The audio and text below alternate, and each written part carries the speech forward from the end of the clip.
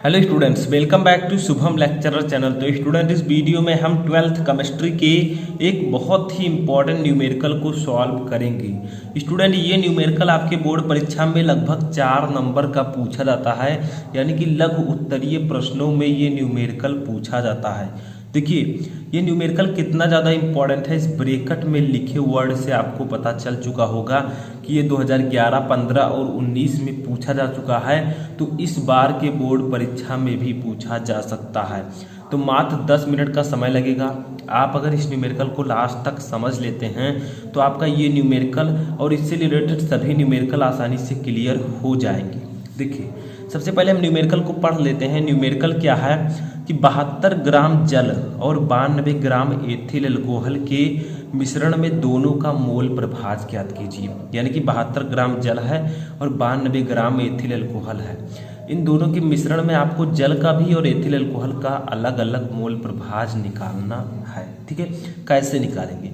Video को like कर दीजिएगा ताकि मैं आपको इंपॉर्टेंट न्यूमेरिकल क्वेश्चन सब कुछ आसानी से प्रोवाइड करा चुका हूँ। अगर एक लाइक मिल जाता है तो मैं मोटिवेट हो जाता हूँ, जिससे आपको इंपॉर्टेंट क्वेश्चंस के वीडियो में प्रोवाइड कराता हूँ। ठीक है, देखिए यहाँ पर आपका 72 ग्राम जल है, ठीक है, और 92 ग्राम एथिल अल्कोहल है। यानी कि यहाँ पर जल का भार आपको दिया गया है। ठीक है, क्या दिया गया है, हम लोग सॉल्व कर रहे हैं अब। जल का भार जो कि कितना दिया गया है, ये दिया गया है आपको 72 ग्राम। ठीक है, तो हम लोग लिख देंगे 72 ग्राम। ठीक है, उसके बाद में आपको दिया गया है एथिल अल्कोहल 92 ग्राम। तो एथिल अल्कोहल को हम लोग डिनोट करते हैं C2H5OH से। ठीक है, तो C2H5OH का भार हमें दिया गया है 92 ग्राम। ठीक है, तो 92 ग्राम ये हमें दिया गया है। अब देखिए, अगर आपको मूल प्रभाज निकालना है तो ये फार्मूला आपका लगता है। जैसे मान लीजिए जल का मूल प्रभाज निकालना है तो जल के मोलों की संख्या अपान जल के मोलों की संख्या प्लस एथिल अल्कोहल के मोलों की संख्या। जिसका मोल प्रभाज आपको निकालना होता है उसके मोलों की संख्या को सबसे ऊपर लिखेंगे अपान, फिर हम उसके मोलों की संख्या लिखेंगे और जो आपका साथ में है मिश्रण उसके मोलों की संख्या लिखेंगे। बट ये मोलों की संख्या हमें लिखना है तो पहले इसे निकालना पड़ेगा। ठीक है, जल के मोलों की संख्या। तो देखिए, इसको अब हम लोग निकालेंगे। तो एक चीज़ आपको यहाँ पर पता होना चाहिए, जल का भार और एथिल अल्कोहल का भार हमें दिया गया है। ठीक है, अब जल का यानी कि जल को हम लोग प्रदर्शित करते हैं H2O से। ठीक है, इसका फार्मूला होता है, तो H2O का अणुभार कितना होगा। ठीक है, H2O का अणुभार कितना होगा, तो अगर इसे हमें निकालना है तो देखिए, जल का अणुभार होता है 1। ठीक है, क्योंकि यहाँ पर हाइड्रोजन का अणुभार होता है 1। ठीक है, अब 2 हाइड्रोजन है तो हम लिखेंगे 2 गुणे 1। ठीक है, और प्लस O है आपका ऑक्सीजन। ऑक्सीजन का परमाणु भार होता है आपका 16, तो इसको लिख देंगे 16। ठीक है, ठीक है, तो आपका ये पूरा हो जाएगा 18। देखिए, 2 का 1 से गुणा होगा तो 2 और प्लस 16 यानी कि 18। तो जल का अणुभार आया हमारा 18। ठीक है, समझ में आया? क्योंकि हाइड्रोजन का परमाणु भार होता है 1, तो 2 हाइड्रोजन है तो 2 गुणे 1 प्लस ऑक्सीजन सिर्फ 1 है, इसका परमाणु भार होता है 16, तो ये आपका जुड़ जाएगा तो 18 आ जाएगा। ठीक है, अब हम लोग निकालेंगे C2H5OH का अणुभार। ठीक है, यानी कि एथिल अल्कोहल का अणुभार, क्योंकि मोलों की संख्या अगर आपको निकालनी है तो भार बता अणुभार फार्मूला लगेगा। ठीक है, तो देखिए, कार्बन का परमाणु भार होता है 12, तो 12 गुणे 2, क्योंकि 2 कार्बन है, प्लस हाइड्रोजन का अणुभार होता है 1, तो 1 गुणे 5, प्लस ऑक्सीजन का होता है 16, तो 16 लिख देंगे। ठीक है, प्लस 1 आपका होता है हाइड्रोजन का, तो 1 लिख देंगे। अब इनको गुणा कर देंगे तो 12 का 2 में गुणा 24, प्लस 5 प्लस 16 और प्लस 1। जब इन सभी को जोड़ेंगे तो आपका आ जाएगा 46। ठीक है, तो C2H5OH का अणुभार आया 46। ठीक है, तो हमारा भार पता चल गया, अणुभार पता चल गया। अब सबसे पहले हम निकाल लेंगे मोलों की संख्या।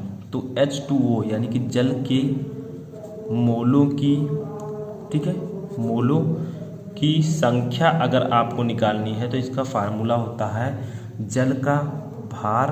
ठीक है, जल का भार अपान जल का अणुभार। ठीक है, जल का अणुभार। ये आपका फार्मूला होता है अगर आपको मोलों की संख्या निकालनी है। क्योंकि हम मोल प्रभाज निकालेंगे तो हमें मोलों की संख्या की आवश्यकता होगी, तो पहले मोलों की संख्या निकाल लेते हैं। तो देखिए ये आप लोग लिख दीजिए, जल का भार कितना दिया गया है। सबसे ऊपर मैंने आपको बताया था 72 ग्राम, ठीक है। तो हम लिख देंगे यहाँ पर 72 ठीक है। अपान जल का अणुभार कितना है, यहाँ पर अभी हमने निकाला 18, तो 18 जब इसका भाग देंगे 72 को 18 से तो आपका आ जाएगा 4, ठीक है। तो जल के मोलों की संख्या आपकी आ गई 4, H2O के मोलों की संख्या, ठीक है, ये आपका आ गया 4। अब देखिए हम लोग निकाल लेते हैं एथिल अल्कोहल के मोलों की संख्या।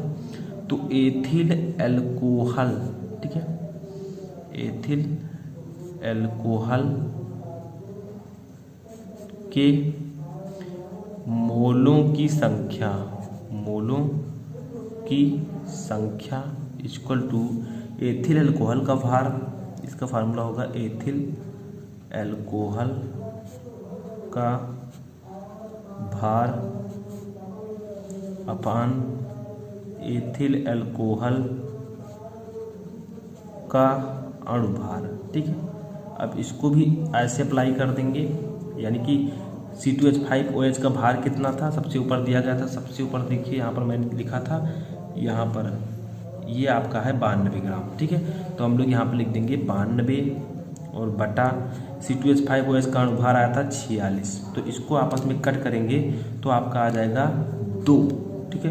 तो ये आपका आ गया 2, यानी कि क्या आ गया 2, C2H5OH के मोलों की संख्या, ठीक है, ये आपका आ गया 2। अब हमारा मोलों की संख्या आ गया है। अब हमें जल का मोल प्रभाज ज्ञात करना है, तो जल के मोलों की संख्या अपान जल के मोलों की संख्या प्लस एथिल अल्कोहल के मोलों की संख्या। अब एथिल अल्कोहल के मोल प्रभाज अगर हमें निकालना होगा तो एथिल अल्कोहल के मोलों की संख्या अपान एथिल अल्कोहल के मोलों की संख्या प्लस जल के मोलों की संख्या, ऐसे लगा देंगे, अभी हमारा आंसर आ जाएगा। तो चलिए फार्मूला अप्लाई करते हैं।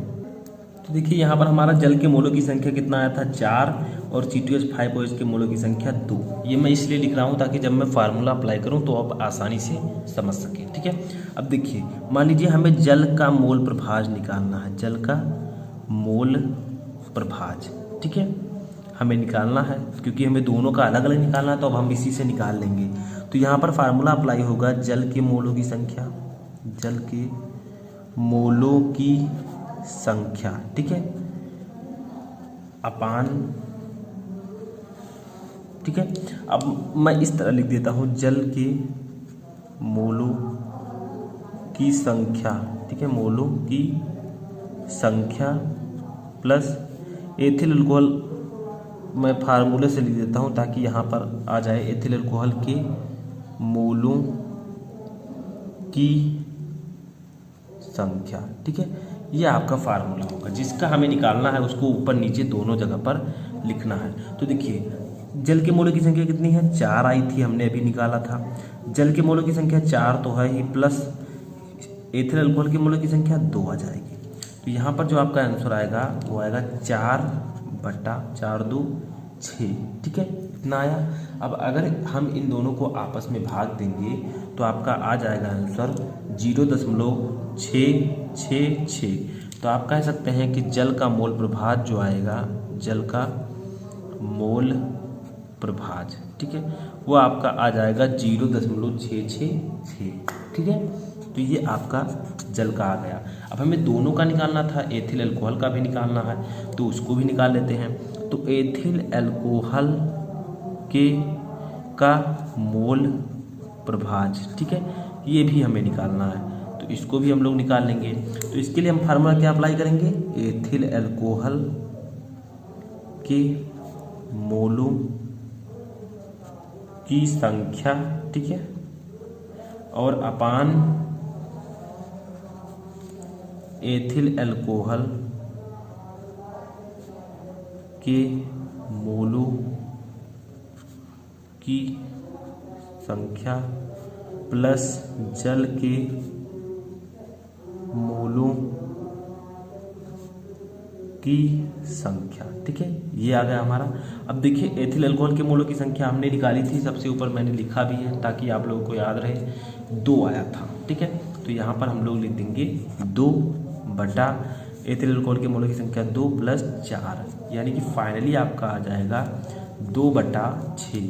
ठीक है, 2/6, और इनको जब हम भाग देंगे तो आपका आ जाएगा 0.0333। तो आप लोग कह सकते हैं कि एथिल अल्कोहल का मोल